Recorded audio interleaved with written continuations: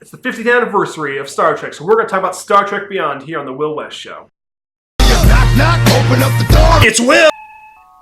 So like I said before, it's the 50th anniversary for Star Trek, and I'll admit, I'm Team Star Wars, but this J.J. Abrams reboot has definitely got me more intrigued and interested in Star Trek. In fact, for the challenge that I'm on, where I'm watching new movies that I haven't seen, I have watched all the Kirk-era Star Trek movies.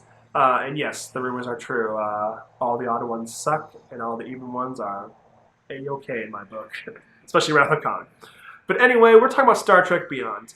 On a rescue mission, Kirk and the crew are going to this planet, and they get ambushed, and they all get split up and have to go on their own separate adventure to stop the enemy played by Idris Elba called Crawl. Or Crawl, whatever. This movie's pretty solid. From everything I've gathered from what people talk about the show, this movie is like an extended episode of the show. Like, we have everyone split up, doing their own thing, on their own missions on the planet, and they all come together at the end to end up saving the day, but oh my goodness, it's like, I love some of the team-ups they have. They have a Sulu and a Horror. They get trapped in this prison, and they got to find a way to break out and figure out, like, what's this bad guy doing? We have Bones and Spock together, which they're always at odds and ends with each other because Spock's like always too literal and like so like crazy, and Bones is like always pessimistic and doesn't like Spock. So you gotta love that they're working together, and they actually use their relationship to Kirk to kind of like bond together a little bit during this adventure. That's pretty cool. We also have Kirk, played by Chris Pine, and Chekhov. This is Anton Yelchin's last performance as him since he tragically passed away. Rest in peace, man. But when you see them together, and like Chekhov's just like his little sidekick, but like them working together actually work pretty well. They do this. The movie's been out for a while, guys, but I'm gonna spoil this one moment where they're trying to catch this traitor amongst them, and Chekhov like comes up with the gun and is like, oh, like, please hand that back to Captain Kirk, please. And I'm just like, oh my god, like I didn't expect them to like have some like plan worked out, and it turns out like no.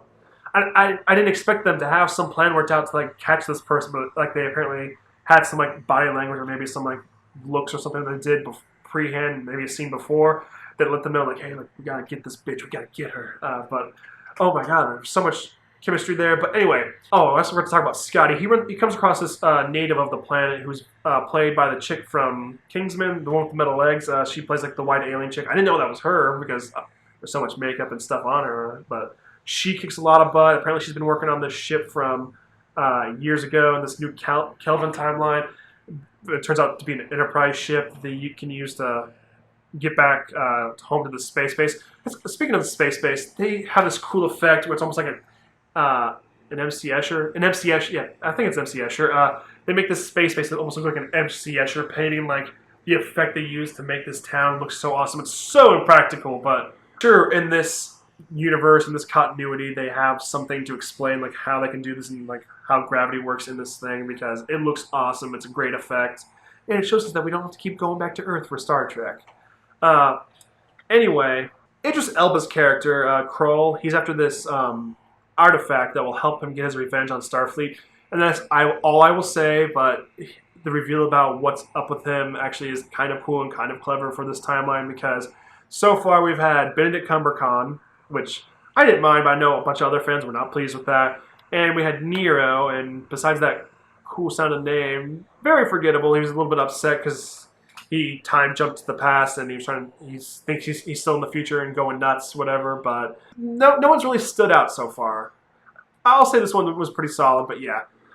I like this movie. Like I said, I'm not a huge Star Trek fan, but I've been enjoying this thing, and this is just a fun adventure. I ran into some people who were going like, oh, the other two were about things, blah, blah, blah, blah, blah. But yeah, this movie was pretty fun, pretty solid. I have no complaints with it. It was just a fun adventure, and when you get the director from Fast and the Furious, you gotta expect a fun time. All movies don't need to be all world-ending or have a giant beam in the sky. They can be fun and have a cool adventure, almost reminiscent of a TV show, like Star Trek. So I like this movie. It was pretty solid. Give it a 5 out of 5, and I totally will buy it on Blu-ray. So what do you guys think? What's your favorite Star Trek movie? Do you like the whole new Kelvin timeline? Let me know in the comments below. And as always, guys, live long and prosper.